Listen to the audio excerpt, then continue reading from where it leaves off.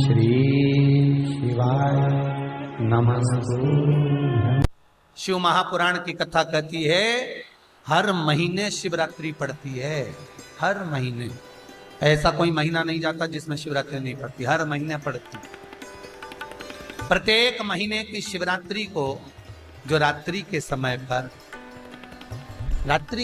पर 9 बजे के बाद या फिर प्रदोष काल में शाम का समय, सूर्यास्त का समय, ये 2 समय ऐसे हैं जिस समय पर शमी के पत्र पर हल्दी में इसको लगाकर जो भगवान शंकर के शिवलिंग पर समर्पित करता है, उसके घर में कभी संपदा की कमी नहीं पड़ती है।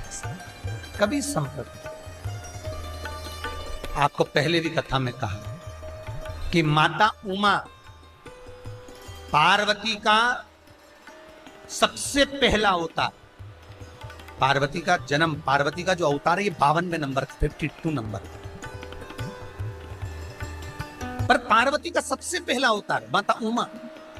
और भगवान शंकर का एक अवतार हुआ महेश्वर, भगवान महेश।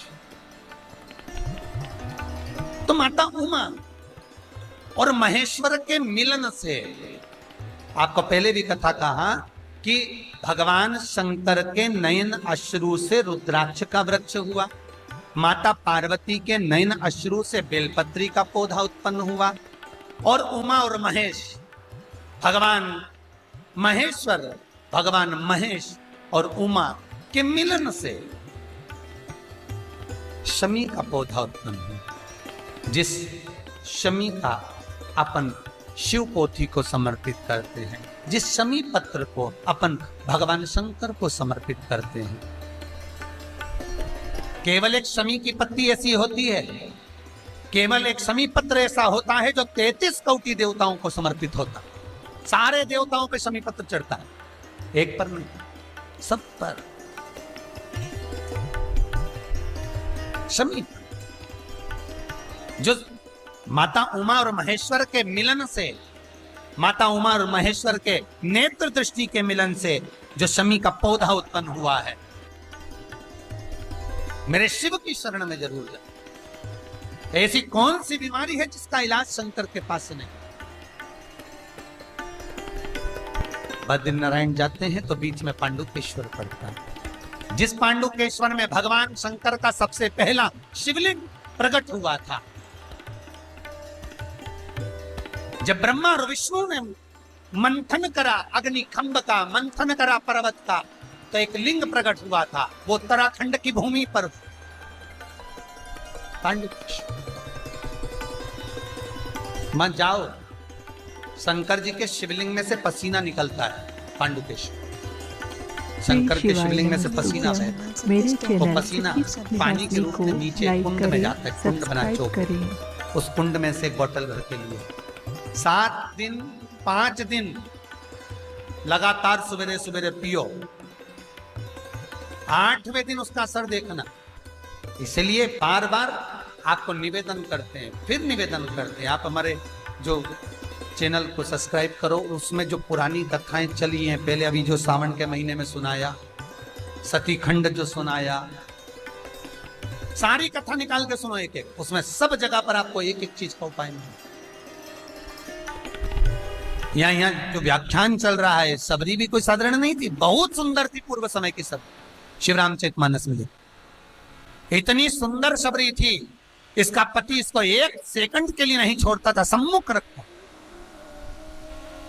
जिस कमरे में सबरी रहती थी, पूर्व समय में एक राजकुमारी थी सबरी, पूर्व समय में बहुत सुंदर राजकुमारी, जिस राजा से विवाह हुआ था वो राजा इसको छोड़ता नहीं, कमरे में बंद रखता, कोई नौकर नहीं, कोई चाकर नहीं जाता, अगर कुछ लेकर जाना है तो राजा ही जाता। और वो राजकुमारी का निकलना बंद था, कहीं जा नहीं सकती, कहीं आ नहीं सकती, किसी से मिल नहीं सकती, किसी से बात नहीं कर सकती। वो राजकुमारी बड़ी दुखी थी। उस राजकुमारी को सबसे बड़ा दुख था ही ये, उस राजकुमारी को सबसे बड़ी तकलीफ ही ये थी कि मैं किसी से बात नहीं कर सकती। ऐसी सुंदरता क्या काम की, वो आभूषण किस काम का जो शरीर को तकलीफ देवे, कष्ट देवे। एक दिन राजकुमारी ने अपने राजा से कहा, स्वामी मेरा मन है, स्वामी मेरा मन है, एक बार मैं गंगा नहाना चाहती हूं, आप मुझे गंगा नहला दीजिए, एक बार मुझे गंगा नहाना है।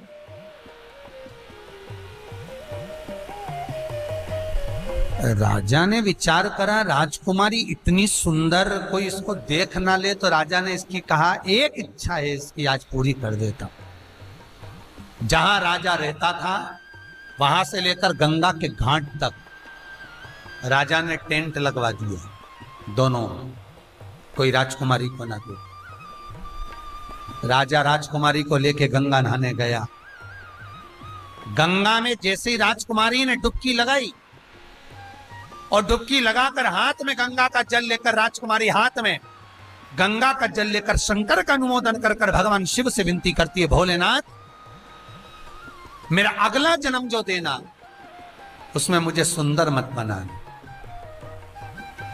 भोलेनाथ मेरा अगला जन्म जो देना, जैसे गंगा में स्नान कर रही हूं, शिव बस आपसे इतना मांगती हूं, आज मैं गंगा के दरवाजे गई हूं, गंगा जिसके चरण से प्रकट हुई है वो मेरे दरवाजे तक आना चाहिए, इतनी कृपा कर। घर में बंद रहती हूं, किसी से मिल नहीं सकती, अगला जन्म ऐसा देना कि जंगल में रहकर जैसे एक हिरणी चारों तरफ घूमती है, मैं भी वन में विचरण करूं और भगवान की बाट जोऊं। शंकर भगवान उसी समय प्रकट होकर राजकुमारी से गंगा के जल में कहते हैं, तेरा अगला जन्म, जब तू त्रेता में आएगी, तेरा जो अगला जन्म होगा, तू एक भील के घर में भिलनी बनकर पैदा होगी। तो गंगा के घाट पर आशा लेकर आई है और ये गंगा महारानी तेरी मनोकामना पूर्ण करेगी। राम तेरे दरवाजे, भगवान राम। भाई शिव महापुराण की कथा कहती है, अगर गंगा के जल में, गंगा के घाट पर शंकर के शिवलिंग की साक्षी में कोई भी शिवलिंग हो, ये यहाँ शिव महापुराण में कहती, कोई भी शिवलिंग, भले तुमने पत्थर का बनाया, भले तुमने पारद का बनाया, भले तुमने स्फटिक का रखा हो, भले तुमने पुखराज का रखा हो, नीलम का रखा हो, पन्ना का रखा हो, श्री शिवाय नमस्तुभ्यम। हर हर महादेव दर्शकों, गुरुजी द्वारा बताए गए उपायों और ज्ञानवर्धक जानकारी के लिए मेरे चैनल सखी सुख निवासिनी को लाइक करें, सब्सक्राइब करें।